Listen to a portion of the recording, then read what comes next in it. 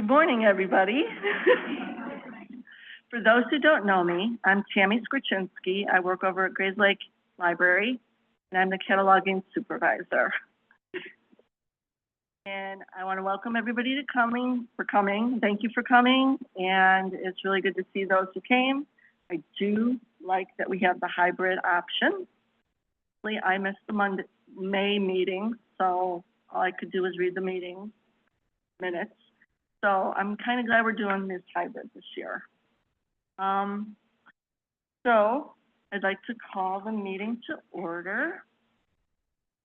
And then I'd like to get a motion for the approval of meeting minutes from the last meeting.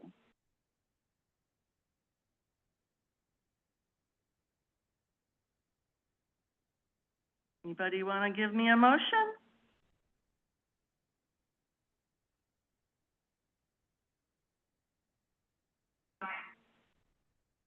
And thank you.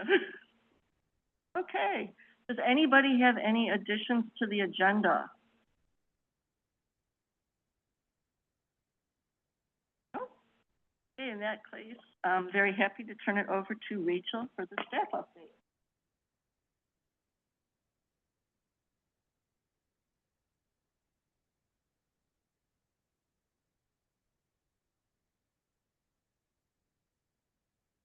Good morning, everyone. Thank you for coming out today.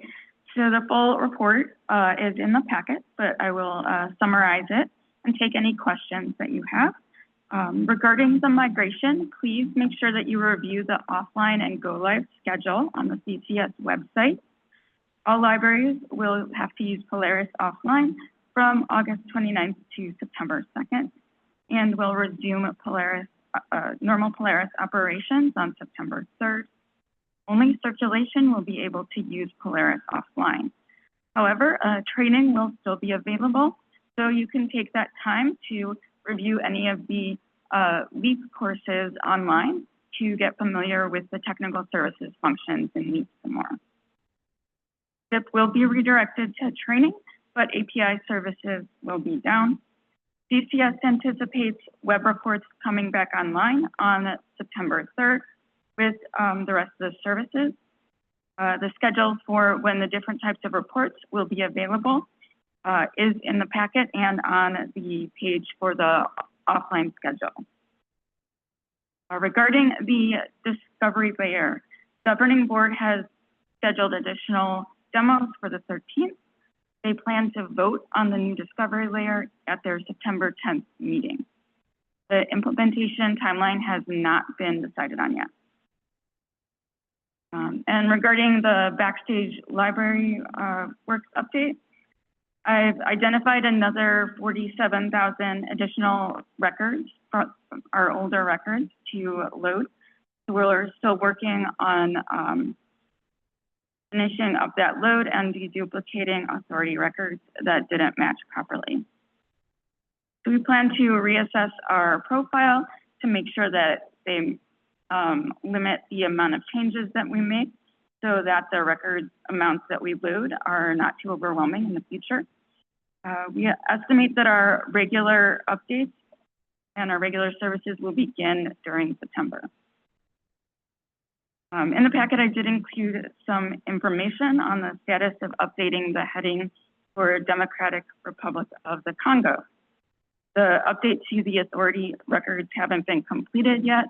Library of Congress does have plans to have specific NACO participants do that. So I'll be monitoring that situation and we'll update the records in the PAC when those authority records have been updated. Deborah? Okay, hopefully you can hear me. So we have some exciting staff updates we wanted to share with the group. The first is that Molly Sum has begun as CCS's new manager of data and analytics.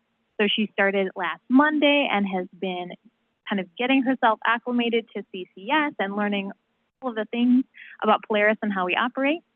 So one of her big projects this year is going to be working to implement our new analytics tool through Orange Boy. So stay tuned for some exciting updates down the road about that.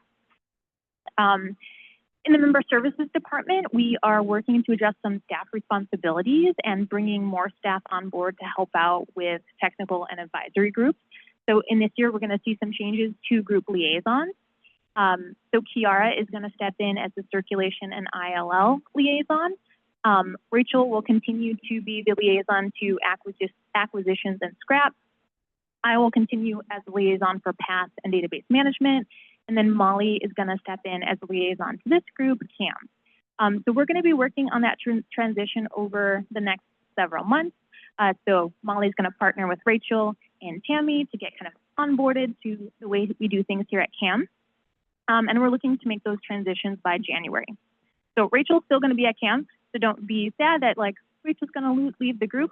She'll still be heavily involved, especially as the scrap liaison, working with Molly and Tammy to kind of bring those suggestions and recommendations from scrap over to this group. So again, these are some changes we're going to be working on in the next few months. So if you've got questions, just let us know. Right, that was it. Are there any questions about the staff report?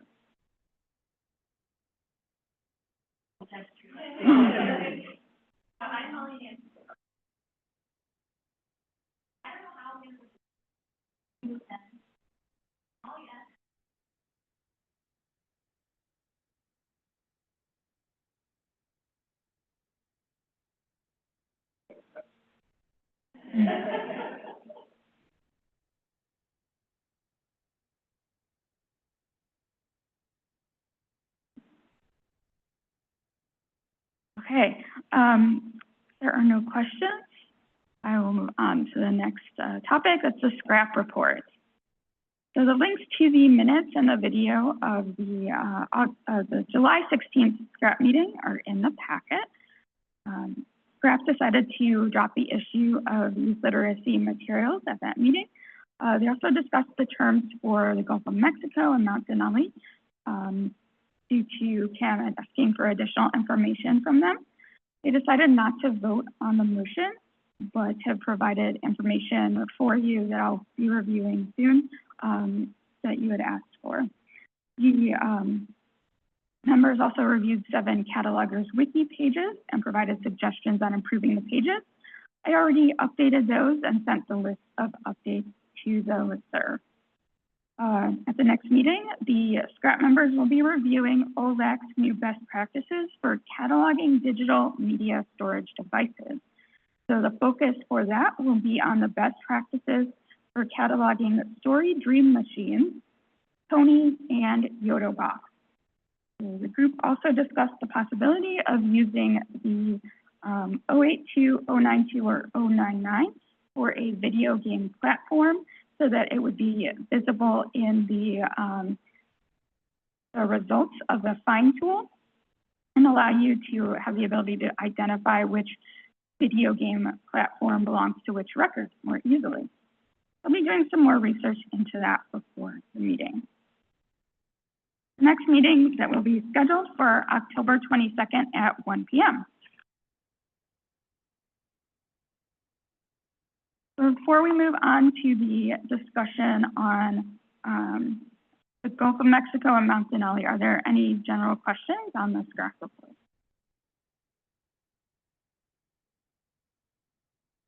Okay, great. They provided me with a number of ideas for feedback that may help you make a further decision if you would like to change your opinion on the Gulf of Mexico. So at the previous CAMM meeting, we had asked for information because CAMM previously has not modified geographic subjects and also has this be also linked in the record. So scrap members reviewed some searches executed with the terms from a report that Bob created. There are very few searches executed with these terms. They did discuss the difference between the Gulf of Mexico and Mount Denali issue and the Burma and Myanmar issue. One of the main differences is that the United States government doesn't officially recognize the government of Myanmar, and people from Myanmar in the United States do still call it Burma. they decided to not pass the motion, but they wanted to just provide the information to CAMM in case you had any decision that would differ from the last meeting. The packet also included an example of a search that Adrian did from Palatine's pack that limited the materials just to Palatine's materials. So most of the relevant results did look fine, but she did find that the UV Deepwater Horizon is up in the America search, but not the Mexico search. And the Sea and Flames shows up in the America search, but not the Mexico search. So this may affect some potential searches in the future, but doesn't seem to have a large impact on it. I did try to get additional information from other consortia, and only heard back from Pinnacle. Pinnacle decided to not change the headings due to it not having much impact on the records. There are very few records in their catalog, as is ours. So if you do decide to make a different decision on this issue, you could either choose to not make any changes or to add a local heading to the 691. So I did talk with Deborah about the voting process, and she recommended that you would either choose to vote for allowing the local subject headings in 691 or to follow the practice, the national practice, and continue to just use the Gulf of America and Mount McKinley headings without adding the 691. Oh, yeah.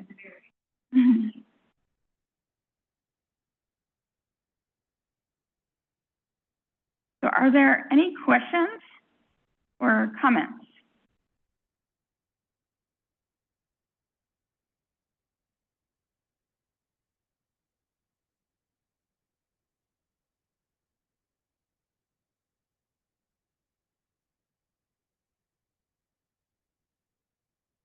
Yes.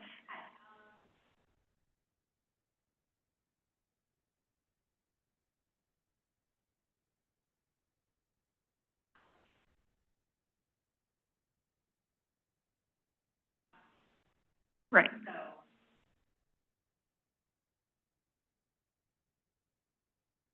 Right. So if you didn't hear that online, the question was to clarify that since it is just about the specific mountain, it would have to be a book that mentioned that mountain. So the answer is yes, it would specifically be about that mountain and not the national park.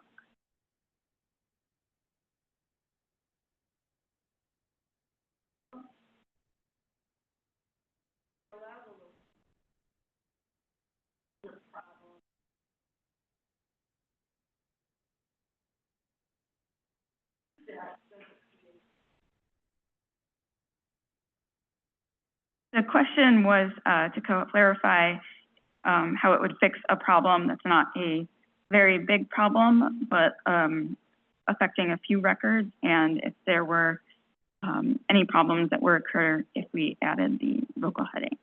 So it would be affecting a small amount of records. I don't have the packet out. Let's see, 1 second. So I had the numbers in the packet. The amount of records with Gulf of America in them are 18 and Mount McKinley is 26. So this is a very small amount of records. If we just added the 691 to it and didn't change the Library of Congress records, it would only enhance the ability of the records to appear and provide access to the ones that were not appearing in the search results and not cause any problems.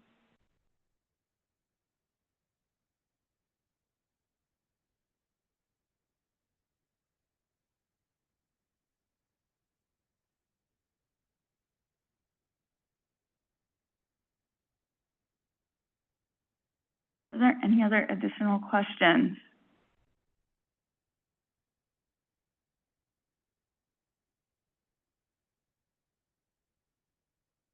Would anyone like to make a motion?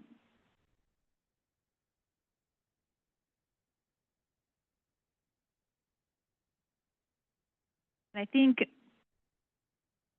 the motion, like, there's two options, right, that Rachel Yes. explained earlier. Is one, we don't make any changes, and the other option is we add these local headings.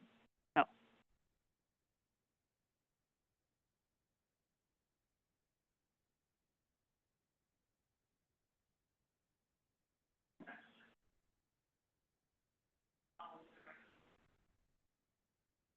we're going to go ahead and ask for a motion to not make any changes for this one, just to, this has been kind of discussed at a few meetings, so just to kind of like formally state this is our stance as a group.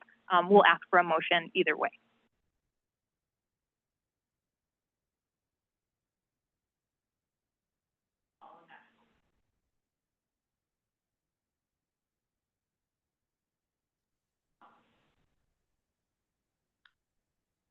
So we have two motions, one in the chat to use the 691 and one to not change our practices and use the national practice.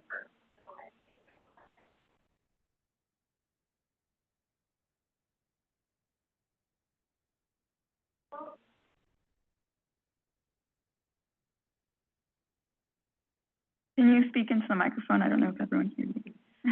I was going to say, why don't we defer to the, since they were kind of simultaneous motions, why don't we defer to the one in person, which was make no changes and to follow national practice. Again, you each get your vote. So if the majority of the group doesn't agree with that one, we'll just vote it down, and then we can present a second motion to approve the local subject heading.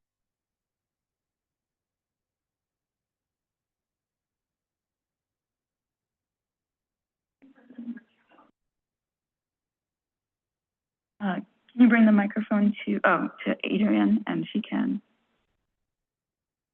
make the call for the roll call, or not, or the voice vote. Okay.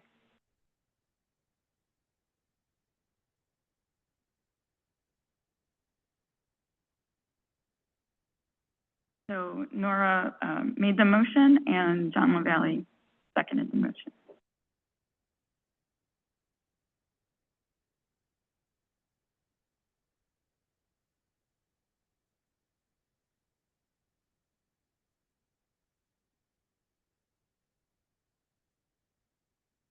So we're doing a roll call vote? Okay. Okay, Algonquin, I vote no. we're voting on the motion to not make changes. And we had a second on that.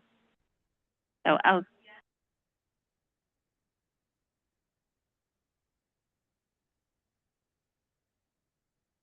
yes, if you agree.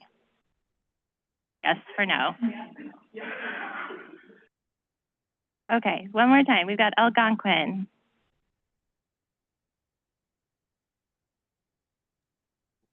I was voting no.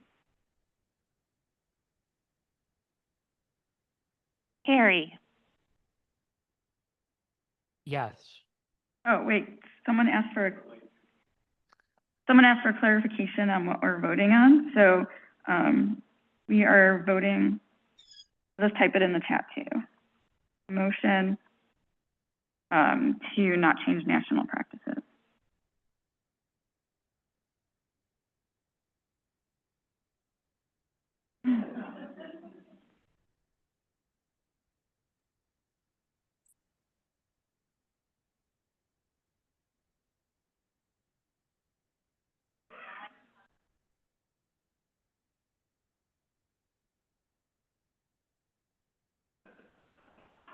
Wait, so you should say yes if you agree with the motion to not make changes.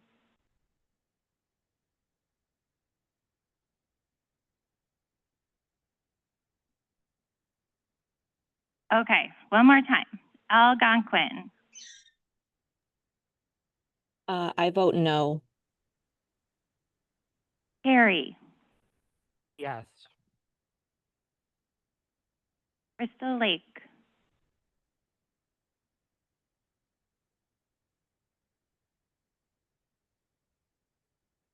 Crystal Lakes a no. Des Plaines. Gila. No. Evanston. Fox River Valley. Yes. Fremont. Glencoe. No. Glenview. Grays Lake.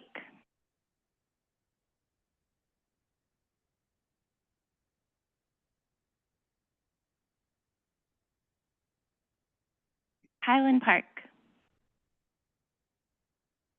Huntley. Can you hear Molly online? Molly said, okay.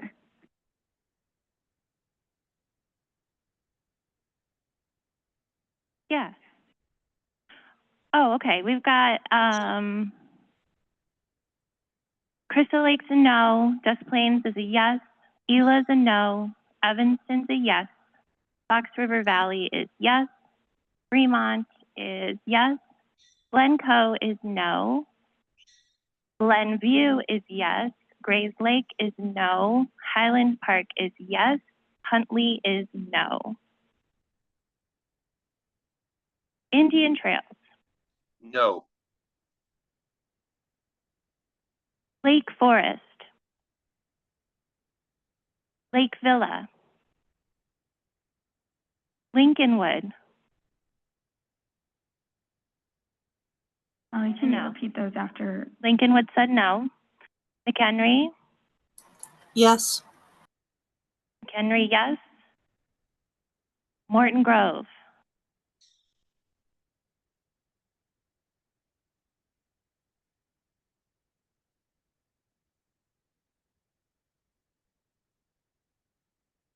Morton Grove might be absent. Okay, Morton Grove, if you're there, we'll get back to you. If not, absent.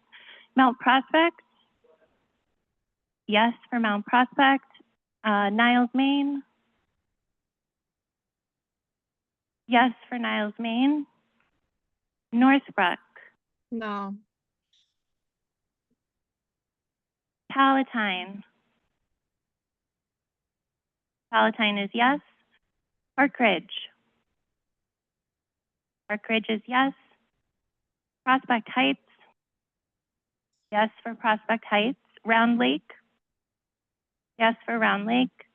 Vernon. Alex was out today. So do we have a Vernon online? Don't think so. Okay. No vote for Vernon. Warren, Newport.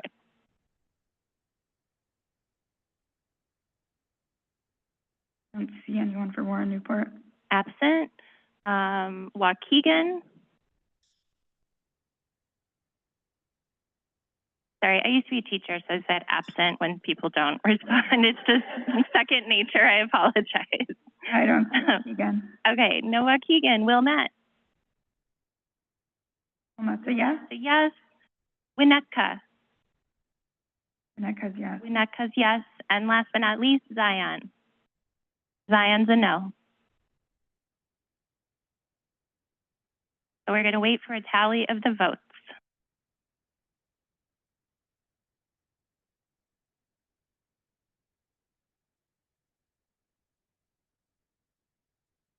The motion passed. So that means we will stick with the national policy.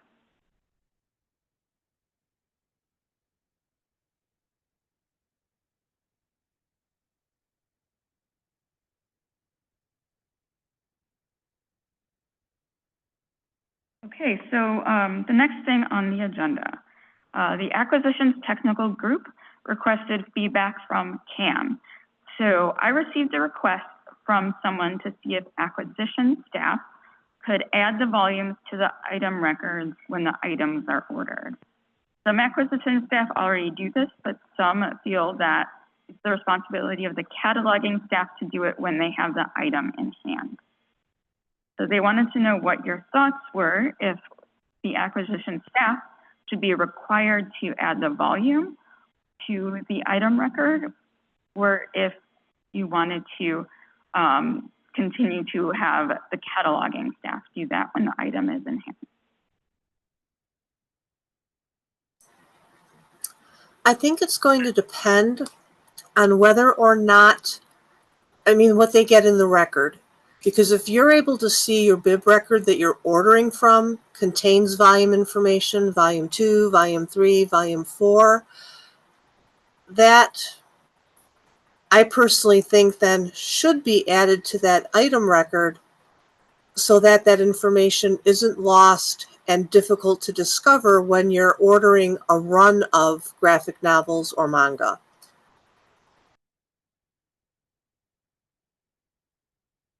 We did have another question regarding whether it's specifically for multi-volume set records. So yes, it is for multi-volume set records like graphic novels and manga that would require a volume in the end anyway.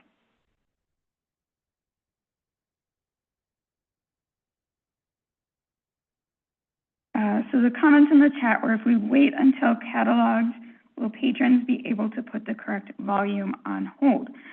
And someone seconded, Richard seconded Katie's point. So there is a problem in the pack that the patron cannot put a multi-volume record on hold when it's in the on-order state unless the barcode has been added. So even if the volume is there right now, and I'm working on an idea exchange submission for this, it does require someone to even just put a fake barcode in so that the patron could put it on hold. However, there is a workaround from LEAP that if you place a hold directly on the item record, it will be transitioned to a hold on the bibliographic record for the correct volume. But if you try to place a hold on the bibliographic record, you still won't see the volume number in the drop-down menu unless the barcode or fake barcode is in the item record. So it seems a bit confusing, but whether the volume number is there or not is not really the problem that would cause a problem for holds. It's really about the barcode that would cause a problem for holds, regardless of whether the volume is there or not.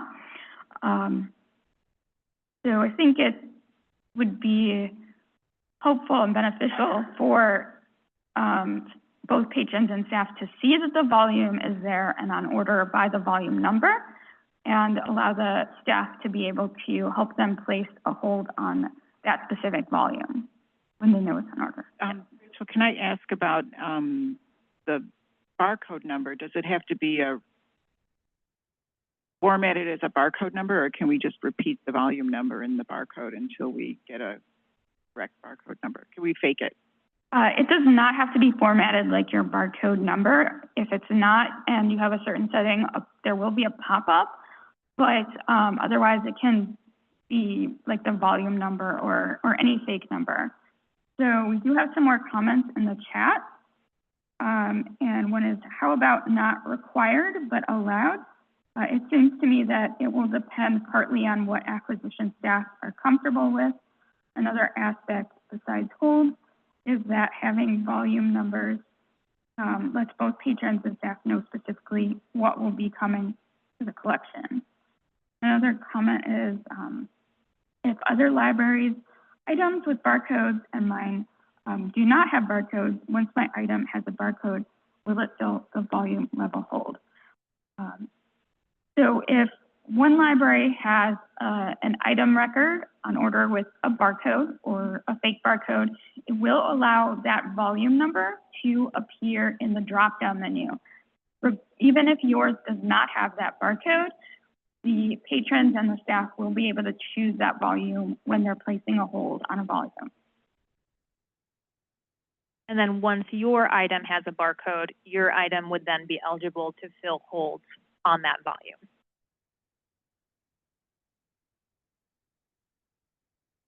So another comment came in from the chat. Kit commented, adding volumes should be left up to the cataloging staff. Acquisition staff, not necessarily acquisition staff is not necessarily choosing what the final bid record is going to be, so mostly part or not, and he foresees issues of volumes being added erroneously.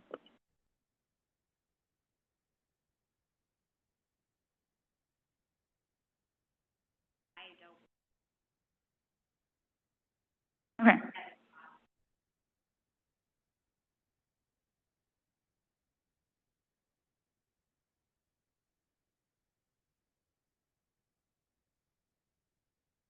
So do you want to repeat it back, Rachel? Yeah, so we had another comment that the acquisition staff at, what library? Round Lake,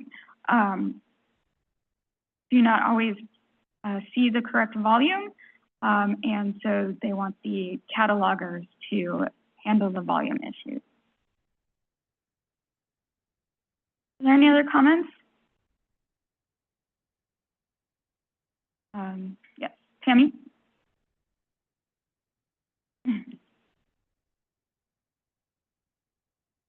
At Grays Lake, our acquisitions clerk actually has started doing that, putting the volume numbers on our on-order records. It's nice when we can see which ones are, if we have multiple in process, we'll know which one to put if it's the one in hand. But I can understand why other libraries wouldn't like that. So I would be more inclined to say it's allowed, but not required. Okay. Okay, great. I think we have enough feedback now and can move on. Tammy, you're next on the agenda. Do you want to come up here?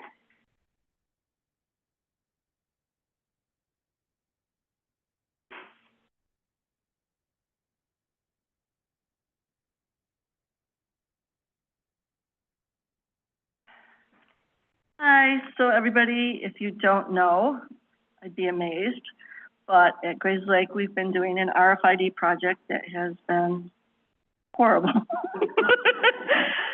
Everything that could go wrong has gone wrong. Multiple of things, but the one thing that I did want to discuss with this group was why we had to actually stop our project. We restarted it yesterday, finally. But my understanding, and I was very confused on a lot of things, is why our tags aren't being able to be read at other libraries. So finally, the other day I sat down with our IT guy and he actually gave me an explanation that I think as catalogers we can all understand. Some people have asked me about, well, what's the data on our tags? According to our IT guy, it's all the same data. It's just how it's formatted. So if we think of a MARC record, maybe Grays Lake had the barcode in the 245 and Park Ridge has it in the 006. So when Park Ridge reads ours, they don't see a barcode. And it comes up, maybe they have non-circulating in the 245. So it kicks it out.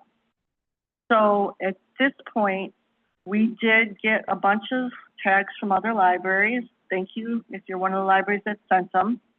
And we sat down with our vendor and they read the data. They tried to make some accommodations, put things where put our barcode in multiple fields, I guess is what they're saying they did, and gave us a new formatting that we're writing on our tags now. So we are starting our conversion again. We're going to send out some to other libraries to see. You still might not be able to read it. What happened is when we did that, we're also now able to read those other libraries because we're looking for the barcode in different locations. So we should be able to read everybody's, but you might have to go back to your vendor and have them read our stuff to enter that into your capabilities. So our IT guy that was talking and he said, as catalogers, we all have standards, how we catalog to be all collective. When we get this new technology, probably would have been helpful if the second library to get RFID we would have started it at that point. Unfortunately, there's a lot of libraries that already do have it.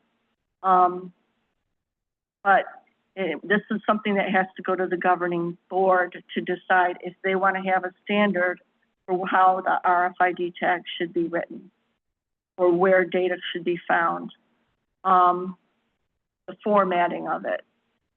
So what I'm urging everybody is if you could go to your director and talk to them and explain, because this could happen to other libraries coming in, that we could still have this problem. Now, just so I can understand better, the libraries that do have RFID, is there anybody here whose library has RFID? Are your libraries able to all read each other? Was Grays Lake the first time it came up as a problem that you couldn't read our tags? Yes?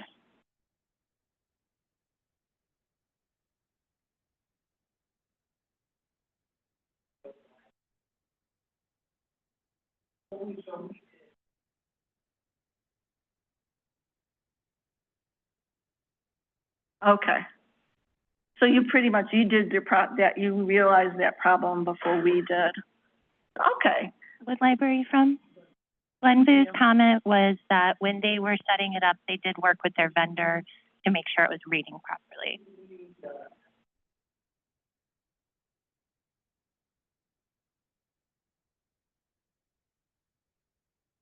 Okay. So using FE Technologies, first one in our consortium, and we had to work with the vendor. And I'll chime into that as we've been adding new libraries, there often is kind of this period where like new libraries tags might not be able to be read at other locations. So in the past, historically, we've then gotten that RFID information from that new library, sent it out to the circulation listserv, and directed them to work with their vendor to ensure compatibility with that library's tags. So I know that that has come up with a couple of the new library migrations as well, but I believe has been able to be resolved by working with your individual vendors. Do you know if you did that with Grays Lake? Because we were already part of the consortium when we said we were going to start an RFID project. Was that? If you do have information we can send out about your tags, we can definitely get that info from you and send it out to the CERC listserv or IT listserv so that everybody has your tag information. Okay. Yeah, I don't know if that's happened already. As my understanding was that our IT guy was given no direction from CCS on any standards or any way to go about with the RFID. Yeah, let's touch base after the meeting. Maybe, again, we can Okay. get that info from your vendor and we can share it out with our listserv. That way everyone has your tag info and your tag specs.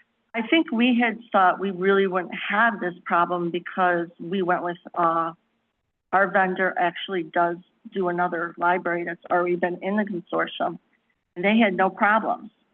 So we were honestly, we thought, well, why don't you just write it like McHenry's? McHenry's is fine, and why are we having this problem? Yeah. So I'm still not clear if it's actually our vendor or miscommunication with CCS and us, or where it lies. So CCS doesn't, so each library has their own vendor and their own contracts with vendors. So we're typically not involved in your setup process for RFID aside from the Polaris end. We have to configure some workstation settings, get you the software you need to make the tags read with the client. Sure. So in terms of setup, that's kind of our role, but it sounds like it'd be really helpful if we also help that communication between new RFID libraries and the rest of the consortia in terms of sharing out that tag info. So that's something I'll bring back to the team and we can definitely make sure we're incorporating. So should they hold off on putting on some pressure on the directors and on? I mean, at this time, we don't have any plans to make every library use the same RFID vendor. That's every library's individual choice of which. Oh yeah, we wouldn't say that. That you use. So right, we wouldn't say that. We don't expect everybody to use the same vendor. We would never imagine telling other libraries that they have to redo their whole collection to meet our standards. But we just wanted some communication to start happening so this doesn't happen to the next library who wants to do an RFID. That's like definitely Palatine. That's definitely a good idea. So we'll touch base, Tammy, after the meeting. And I'll talk to our IT team as well about what info we might need from you to share out with the rest of the libraries. That way we can make sure, cross our fingers, that everyone's tags can be successfully read. What I don't know is if there's any limitations with any of the vendors libraries currently used about compatibility. So that's something we can dig into. Okay. Hi, Yeah. this is Ross from Yeah. Mount Prospect. So when we came into the consortium last year, Uh-huh. you all were messed up. Yeah. So because we already were RFID for years, we didn't really have, interlibrary loan didn't go through this and stuff, so Right. it was not an issue. All of a sudden, we were getting the stuff in from other libraries and we couldn't read them. So the vendors set up what they use as their primary thing. And we would have to go out for an RFD to say all CCS libraries have to use this vendor. Not happening.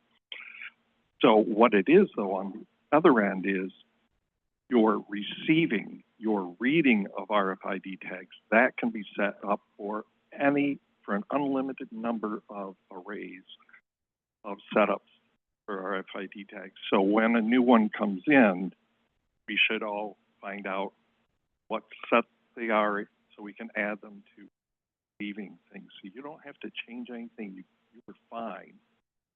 Okay. Just you needed to let the rest of us know which one you were having. So that's what our IT people did. They went in and added everybody else's, except for Great Lakes now. So, Okay. yeah. The question was, Ross answered what I had, because we have Biblioteca, and things are set through whenever a new library The Biblioteca has no problem. has no problem. Right. Have you had any Lake Forest? I think we did, because we're good now, because we did what Ross was explaining, where they read the library's tags that we weren't being able to read, and they figured out what they needed to add to it. So I'm pretty confident, like, we'll be able to read everybody's tags. I still have no idea if anybody else is going to be able to read our tags at this point. It's basically just turning on your library to everyone else. Okay. Yeah, hopefully soon. We did have a really good plan in case anybody hasn't done an RFID tagging project. We were chugging along pretty good, I thought, how we were managing the project of actually getting the collection tagged. So if anybody wants any tips on that, I'm happy to share. I was quite pleased with how that was going. So hopefully we'll be able to actually get our project complete by the end of the year. Please, if you do get our tags, you can check them out, see if you can read them. Can't, then I guess you need to talk to your vendor. Is that what you're saying, Ross? If another library can't read our tags at this point, they should get them read. Okay. All right. Thank you guys so much for your time, being patient with us, with all our craziness and all the listserv.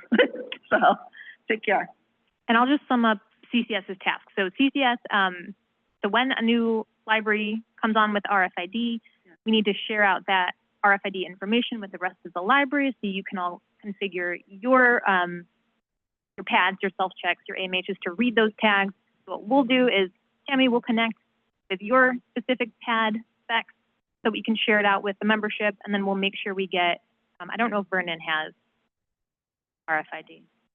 Yeah, they're not here, but if they have RFID, we'll get their info too, so we can just send them all out at the same time. That way you can, again, work with your vendors to get your pads configured to read those tags. Great. Thank you.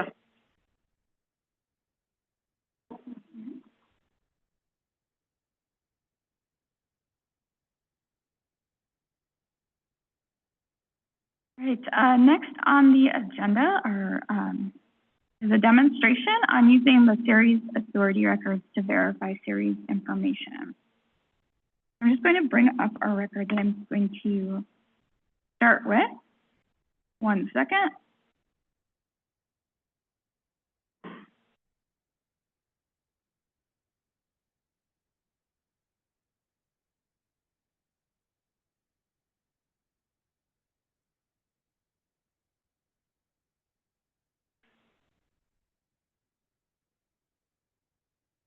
So this is a record from a ticket that I got recently to request a new authority record for the series. So I wanted to begin with this because sometimes when you catalog the record and you see the 490 and the 800 or 830 in the record, that there still may not be a series authority record. You could submit a ticket for that. So regardless of whether you are in the client or in LEAP, you can check to see if we have a record. So I'm in the client right now, and to see if we have the record linked to this, you can click on links and then authority records. You can see that the series authority record is not in this list. I'm going to bring this up in LEAP. 1 second.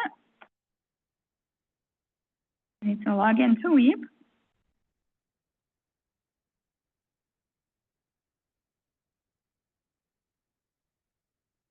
So the information is in a different place in LEAP than in the links drop-down menu. So I'm going to bring this one up too.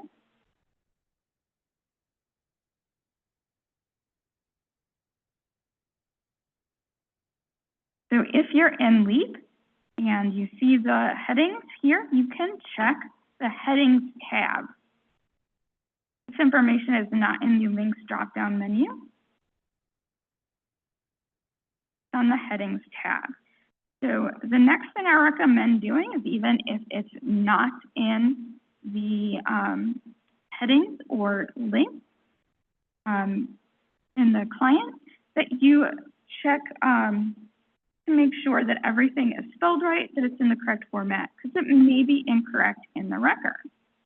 So one thing you can do is search for authority records in LEAP and the client.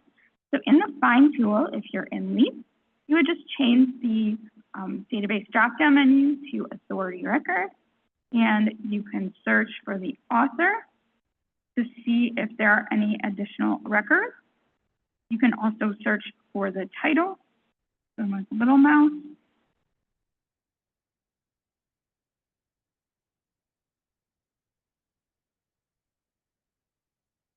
So you could put asterisks before and after apart, see if that comes up in the heading. You'd also be able to do this in the Find tool in the client. So switching back to the client, in the Find tool, you can switch the object to authority record and search for the author or title here. After that, if you don't find a record, you can check OCLC connection or the, there are several websites that have the name authority file online. So if you work with connection, you can use this authorities drop-down menu to search for the names and subjects. This has the option to search for personal name or type in a title to see if it's there. So there are a number of other websites that you can use if you don't have connection online, and just use the 3950. So you can search for the name authority file from Library of Congress. They just updated their website.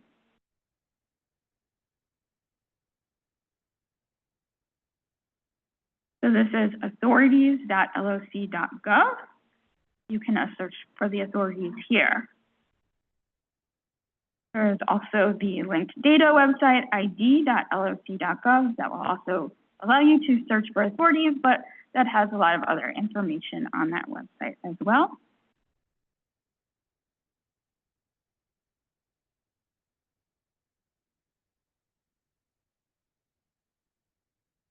So if you see that it already exists in OCLC connection and not in the authority file in the client or LEAP, we will be able to get that from Backstage on our next update. However, there are some staff that like to get it immediately, and they do submit tickets so that we can import that if you don't have access to importing it yourself. You're welcome to import it yourself if you have access to connection and can export and import it, especially if you're NACO certified. However, if you do not see that heading, please submit a ticket, and CCS staff will create the new authority record for that series. The next demonstration that I wanted to do is covering the appearance of the volume designation in the record.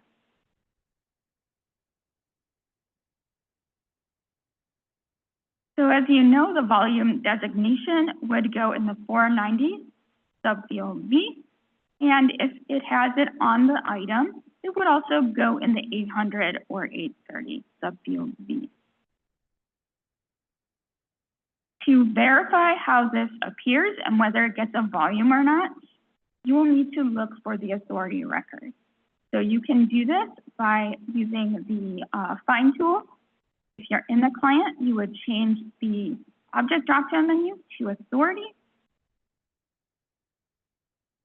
If you're in LEAP, you would use the Find tool and change the first drop-down menu to authority.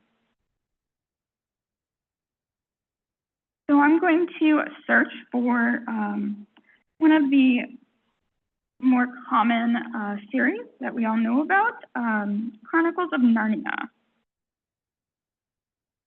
So there are a lot of different manifestations of the Chronicles of Narnia, and a lot of series records for it. So if I just open up this first one, you can see that in the 642, this specific series has an example of how that volume will appear in the subfield V. So this would be BK period 1. But this is not going to be the same for all Chronicles of Narnia series. Different editions, different publishers will have different ways that it will appear in the record. So you'll need to make sure that you're looking for the correct series that matches your edition. So these usually have the specific publisher in parentheses. But not all Chronicles of Narnia series have actual volumes on the material, so they don't all have a subfield V in the bibliographic record. You may see it in the 490 subfield V, but it's not supposed to be in the 800 or 830 subfield V if there is not a 642 in the authority record.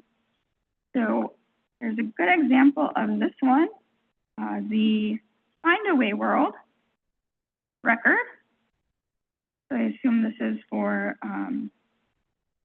maybe Box or, I don't remember if that's Box or, which one? Play Away, yeah. So this does not have a 642. So even if you see it in the 490, you would not put it in the 800 or 830. Because there's no 642 in this specific record or that specific edition. Are there any questions? There's a question in the chat about what information would CCS staff need to create authority records? It's a great question. So if you submit a ticket requesting that we create an authority record for a series, you will actually need pictures of the actual item. So this could include the title page and anywhere where that numbering appears on the item. So you may need to take a picture of the spine or back of the book. There may be a series title page that lists the specific volumes in the series. We'll need to see that. And also a control number for the bibliographic record if you have that already in the catalog.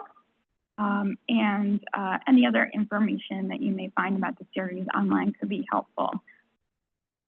If you submit something for just an author name, it can be helpful to also have information like a picture of the biography in the book, or information from the publisher or webpage if you find it. Are there any other questions?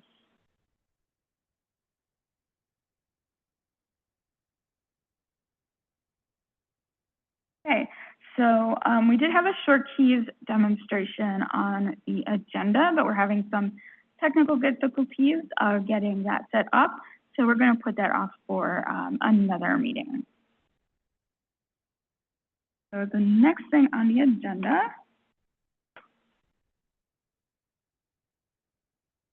are several reminders. So I received a ticket recently in which a library was seeing another library's library of things items, their local unique items, in their search results for their own items.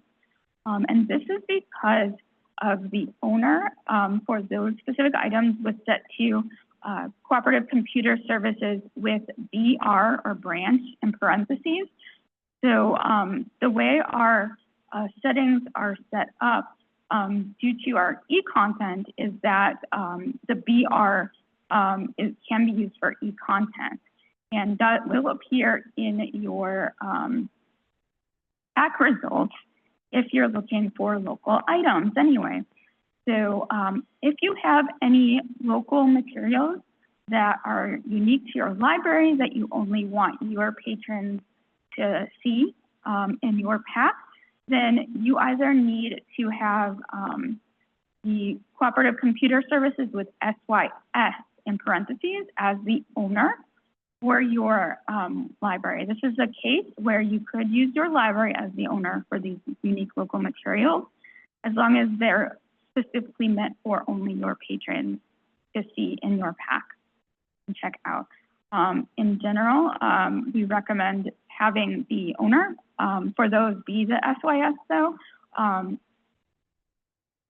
And that will also ensure that when someone is searching for their own local materials, it will not be visible with their library's limiter in the PAC. Are there any questions about that? Okay, great. So the next reminder is about lost ILL. So we've had some problems with our item purge failing lately because lost ILL items that were marked for deletion were coming up in the queries that the purge program runs to purge the records and do the final delete. So these need to be deleted with the specific ILL procedures that ILL staff do because they cause problems for the item record purge. So it's important to make sure that you do not delete those items and do not have those in your record sets when you're withdrawing and deleting items. So I'm going to do a brief demonstration. If you are in the client, you do have the ability to limit your materials. In the limit by drop-down menu, there is a limiter for ILL, and you can select no. This will prevent your ILL items from coming up in a search and being able to be placed in your record set. So in Leap, there is also a filter as well. So I am going to switch this to item record. To add the filters, you would click on this icon that looks like a funnel and then press add condition. If you scroll down, you will also find ILL, and you can use no to prevent those ILL items from being in your search and your record sets, and then press apply.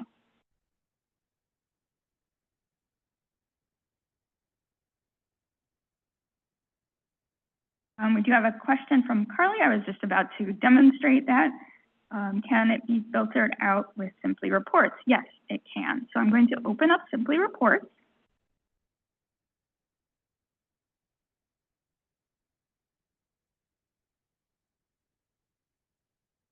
One second while I log in.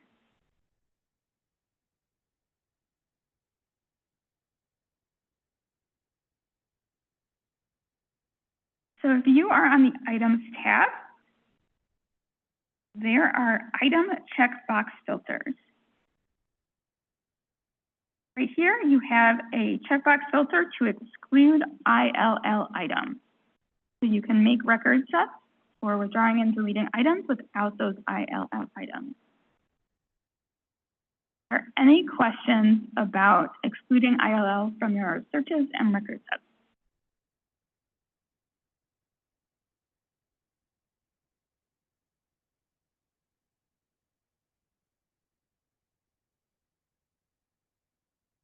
So Kit just included a comment to suggest that the issue be shared with other groups. At Crystal Lake, Adult and Youth Services generally compile these sets and submit them to him with their bulk change request. And he's not trusting that what they are putting in them is supposed to be there and wouldn't necessarily sort the set to find erroneous ILL. So we do plan to include this demonstration in other groups. So it was supposed to be in either the previous CERC technical group meeting or the next one. I'm not sure when that was added to the agenda off the top of my head.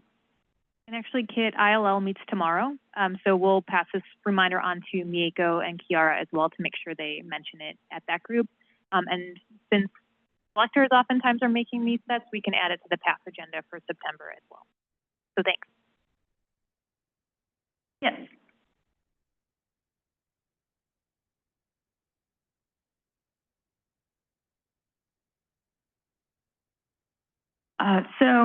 Michael asked if it's possible to add it to a SQL search. So would you be using a saved SQL query or one that you already have? Yes. Yeah, I can look into that and figure out if we can, I could save a separate one that would exclude ILL or add it into the existing one.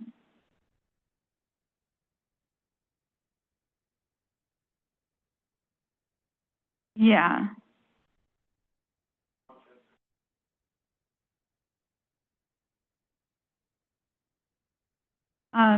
Yeah, we can make that the default for the CAMM search for the SQL query.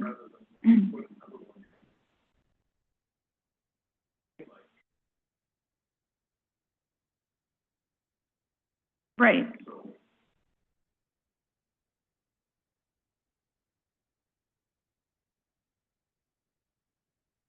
Right. Yeah, we can do that. Yeah. Can you give us a summary of that, Rachel, for the?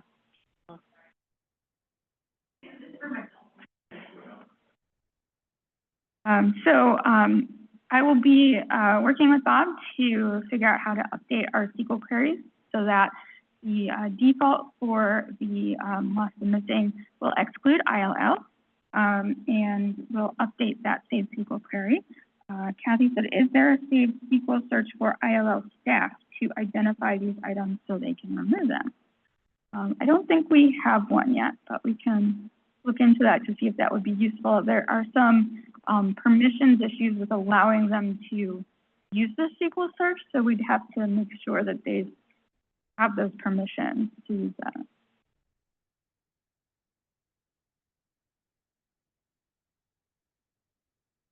Kit posted the name of the saved SQL search as ILLs marked as lost in the last 7 days.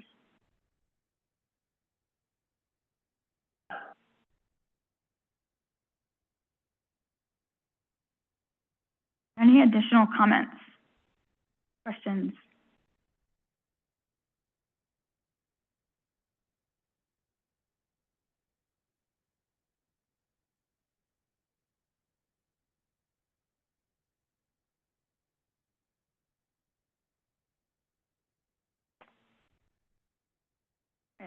So the next reminder is for audiobook producers. So it's actually in our local practices summary to not include the 710 for audiobook producers. I'm going to open up that page. 1 second.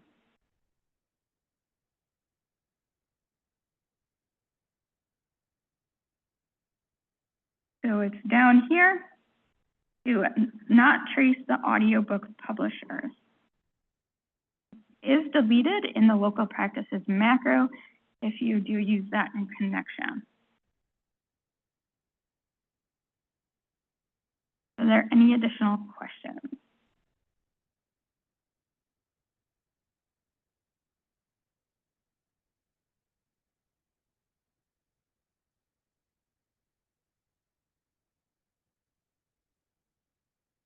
That's it for the reminder.